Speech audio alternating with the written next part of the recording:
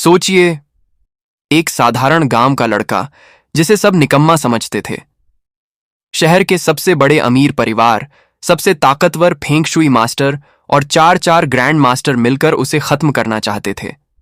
लेकिन किसी को अंदाजा नहीं था कि वही लड़का उनके हजारों करोड़ के साम्राज्य को मिट्टी में मिला देगा। और जब सच सामने आया, तब पता चला कि एक मासूम लड़की की शादी नहीं, बल्कि उसकी बलि चढ़ाने की तैयारी हो रही थी।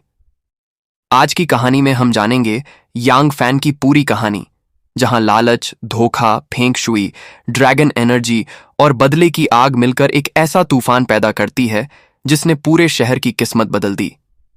किंग जो शहर में एक जमीन का टुकड़ा था जिसे लोग अभिशप्त मानते थे। जो परिवार सालों से उस जमीन का मालिक था, लेकिन वहां कोई निर्माण नहीं कर पा रहा था। हर बार कोई न कोई दुर्घटना हो जाती, मजदूर घायल हो जाते, लोग मर जाते, और धीरे धीरे उस जमीन को मौत की जमीन कहा जाने लगा। इसी दौरान वो परिवार उस जमीन को खरीदना चाहता था। उनका दावा था कि उनके पास ऐसे फेंग शुई मास्टर हैं जो सारी समस्याएं खत्म कर देंगे। दूसरी तरफ जो परिवार संकट में था, सरकारी दबाव बढ़ रहा था। शहर के अधिकारी भी चाहते थे कि निर्माण शुरू हो। ऐसे में यांग फैन सामने आया, एक ऐसा युवक जिसे कोई गंभीरता से नहीं लेता था। लेकिन उसने जमीन को देखते ही कहा, यह अभिशप्त जमीन नहीं है, बल्कि एक बेजोड़ फेंग शुई खजाना है। सब हंस पड़े, क्योंकि वहां मौजूद बड़े बड़े विशेषज्ञ भी समस्या नहीं समझ पाए थे। लेकिन यांग फैन ने दावा किया कि असली खतरा जमीन नहीं, बल्कि उन लोगों से है जो इसकी शक्ति को गलत तरीके से इस्तेमाल करना चाहते हैं। वो परिवार ने अपनी सबसे प्रतिभाशाली फेंग शुई मास्टर जेंग ऑकिंग को बुलाया। उसे पूरा भरोसा था कि वह समस्या हल कर देगी। वह जमीन पर गई, विशेष अनुष्ठान शुरू किए, ड्रैगन सैंड निकाली, रहस्यमयी विधियां अपनाई। लेकिन अचानक सब कुछ उल्टा हो गया। उसे भयंकर प्रतिक्रिया हुई। वह खून उगलने लगी, लोग घबरा गए, लेकिन यांग फैन बिल्कुल शांत था। उसने पहले ही चेतावनी दी थी कि यह साधारण समस्या नहीं है। जेंग ऑकिंग ने सिर्फ बाहरी परत को छेड़ा था, असली खतरा अभी भी अंदर छिपा हुआ था। यहीं से यांग फैन का नाम पूरे शहर में फैलने लगा। वो परिवार ने जो परिवार को दबाव में लेना शुरू कर दिया। उन्होंने जमीन के बदले सिर्फ 10 करोड़ की पेशकश की।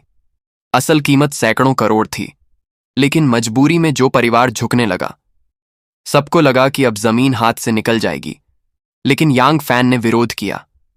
उसने कहा, तुम लोग सोने की खान को मिट्टी के भाव बेच रहे हो।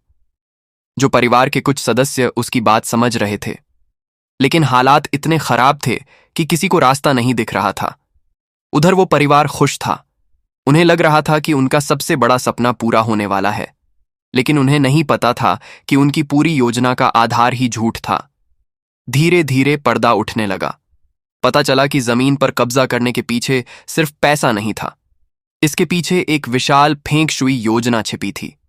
एक खतरनाक फॉर्मेशन, 9 ड्रैगन कैओस एरे। कहा जाता था कि यह फॉर्मेशन किसी परिवार को हजारों साल तक समृद्ध बना सकता है। लेकिन इसकी कीमत बहुत भयानक थी। इसमें 2 चीजें चाहिए थीं, जो परिवार की ड्रैगन ऊर्जा और ली परिवार का विशेष रक्त, यानी किसी इंसान की बलि। और वह इंसान थी जियांग शियाओरो। जियांग शियाओरो बचपन से यांग फैन के साथ बड़ी हुई थी। दोनों के बीच गहरा रिश्ता था।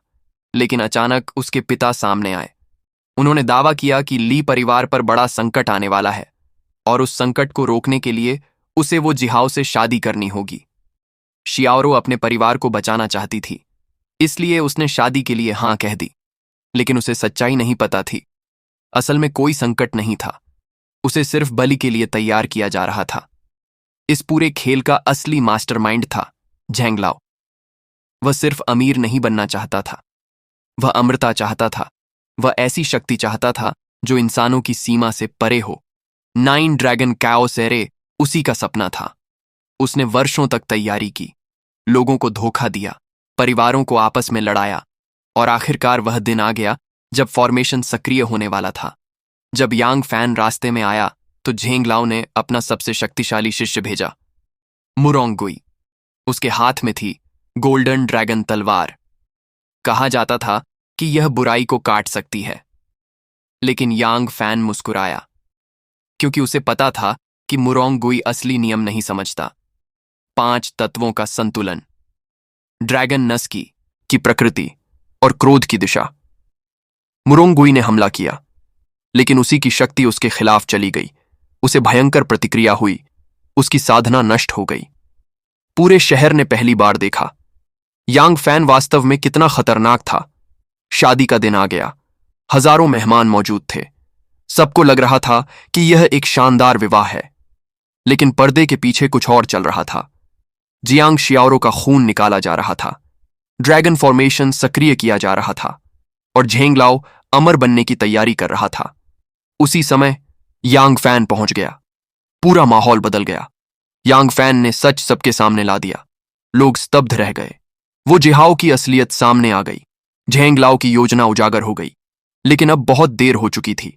फॉर्मेशन सक्रिय हो चुका था, ड्रैगन ऊर्जा जाग चुकी थी। झेंगलाओ ने अपनी सारी शक्ति इस्तेमाल की।